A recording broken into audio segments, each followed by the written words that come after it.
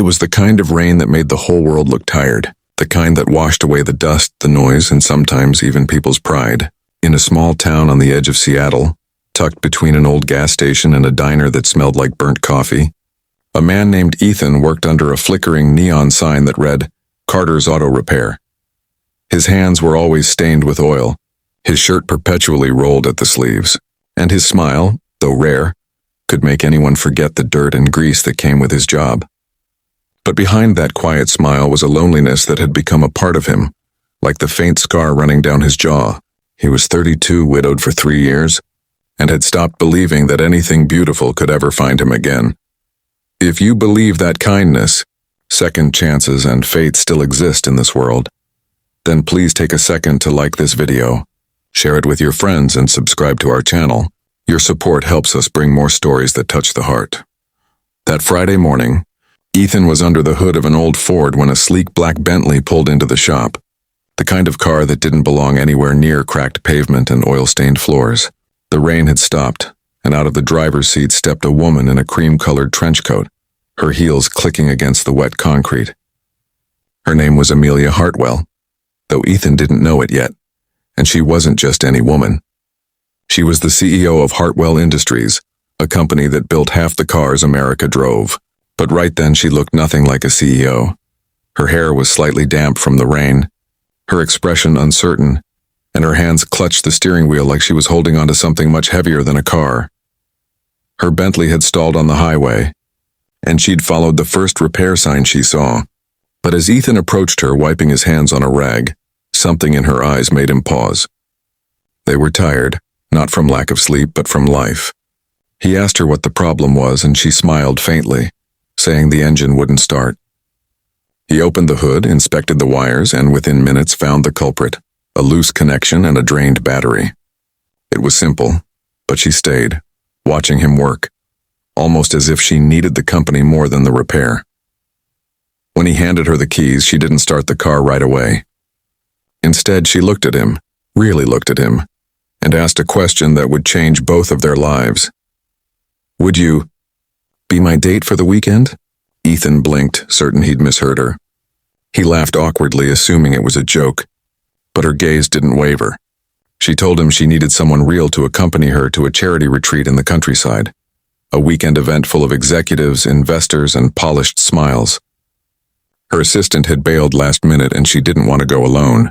She promised to pay him for his time, but there was something in her voice, a tremor, a vulnerability that made him say yes before he even thought about it.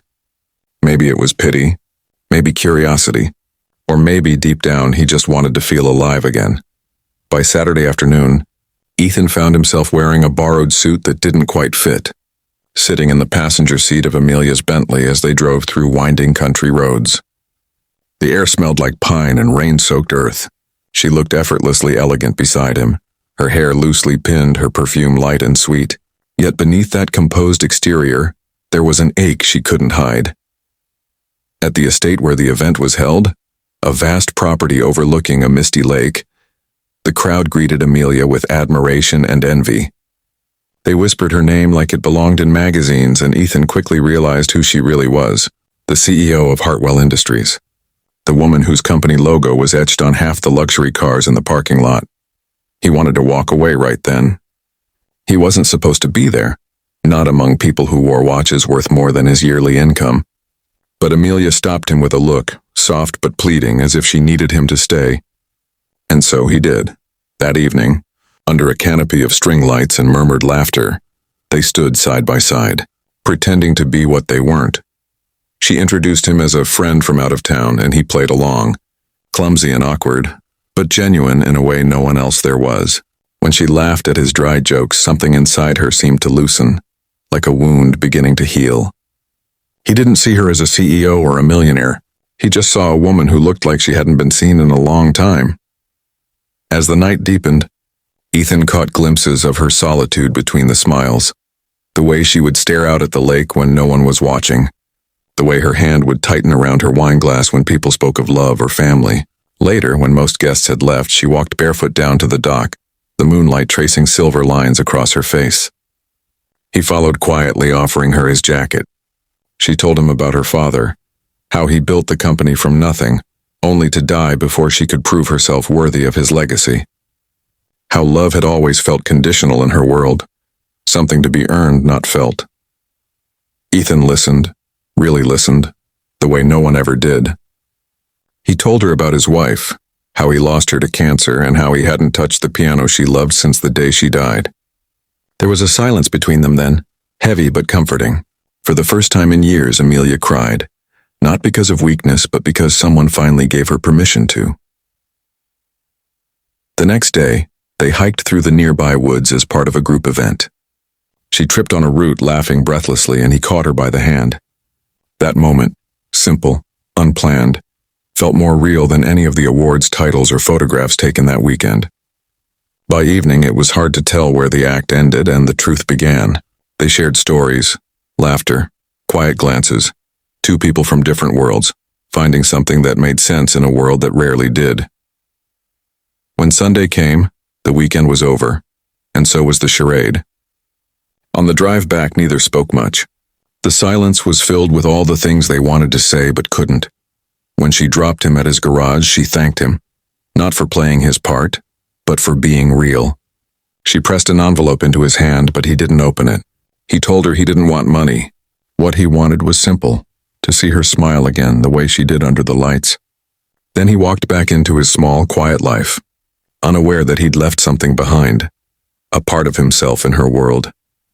Amelia returned to her glass office on the 42nd floor of the Hartwell Tower, surrounded by success but haunted by the memory of that weekend. The smell of oil and pine, the warmth of someone's hand who didn't want anything from her. For weeks she found excuses to pass by his garage, each time stopping just short of walking in, until one evening, after a long board meeting and a sunset that felt too beautiful to waste alone, she did. Ethan was closing up, sleeves rolled, hands smudged, the same faint smile she remembered. When she walked in, he froze, surprised but not displeased. She didn't wear heels this time or makeup, just jeans and a cardigan. She looked like herself, not the woman on magazine covers, not the CEO, just Amelia. She told him she couldn't stop thinking about that weekend, about how, for the first time in years, she'd felt human again. She admitted that she'd never invited anyone into her personal world, never let anyone see her without the mask of power. And then she asked softly, "Would you have dinner with me? No charity, no act, just dinner." He smiled, wiping his hands, and said, "Only if I get to cook." That dinner turned into another, and another. They met quietly, often at his small home near the lake where he'd play the piano again, the sound filling the air like healing. She brought laughter back into his life, and he brought peace into hers. Slowly they built something fragile but real, not built on money or appearances, but on understanding, loss, and the quiet kind of love that grows where no one is looking. Months passed, and the tabloids eventually caught wind of the unlikely couple. The world called it impossible, but they didn't care. Ethan once said love isn't about matching lives, it's about mending hearts. And that's exactly what they did for each other. If this story touched your heart, please like, comment, and share it with someone who believes that love can find you even when you've stopped looking. Subscribe to our channel for more emotional stories that remind us what truly matters. Before we end, I'd love to know, if you were in Amelia's place, would you have asked a stranger to be your date that weekend? Comment your answer below. Because sometimes the smallest choices, the ones that make no sense, lead us straight to the kind of love that changes everything.